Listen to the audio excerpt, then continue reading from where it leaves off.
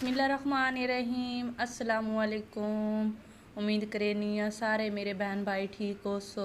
आज मैं अपने बहन भाइयों वास्ते गोरे चिट्टे करने वाली क्रीम तैयार करे सा। ये वाली क्रीम इतनी जबरदस्त हो सी कि तुसा क्रीम बाजारू लवना बोल वही सो। मैं खीरा लै लिया, खीरे मैं ग्रेट कर लई सा। ते ये वाली क्रीम एक बारी घरे जरूर ट्राई करे आए। ये वाली क्रीम खास मैं अपनी बहना वास्ते तैयार की है जिन्हों के रंग खराब हैं पे, जल्दी गोरा नहीं आता, या दाग धब्बे छाइयां पईयां वो परेशान हैं पईयां कि दाग धब्बे खत्म हो जाने चाहिए।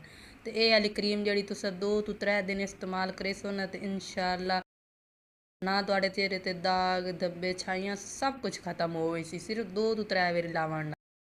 ਤੇ ਫਿਰ ਇਹ ਬਿਲਕੁਲ ਤੁਸੀਂ ਛੋੜ ਵੀ ਦੇ ਸੋ ਨਾ ਤੇ ਇਹਦੇ ਨਾਲ ਕੋਈ ਮੂੰਹ ਤੇ ਨਾ ਦਾਗ ਧੱਬਾ ਬਣਸੀ ਨਾ ਛਾਈਆਂ ਬਣਸਨ। ਅਗਰ ਆਪਾਂ ਬਾਜ਼ਾਰ ਵਿੱਚ ਕਰੀਮਾਂ ਲਵੀਏ ਉਹ ਲਾ ਕੇ ਛੋੜ ਦੇਵੀਏ ਤਾਂ ਉਸ ਤੋਂ ਬਾਅਦ ਚਿਹਰਾ ਖਰਾਬ ਹੋ ਜਾਂਦਾ। ਇਸ ਕਰੀਮ ਨਾਲ ਕੋਈ ਮਸਲਾ ਨਹੀਂ ਹੁੰਦਾ।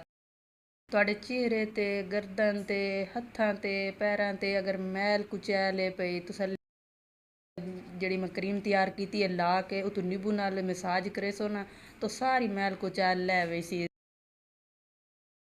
ਪੀਵਣ 'ਚ ਵੀ ਸਹੀ ਹੁੰਦਾ ਹੈ ਪੀਆ ਪਾਣੀ ਬਣਾ ਕੇ ਉਹਦਾ ਪੀਓ ਬਲੱਡ ਪੂਰਾ ਹੁੰਦਾ ਹੈ ਪੀਆ।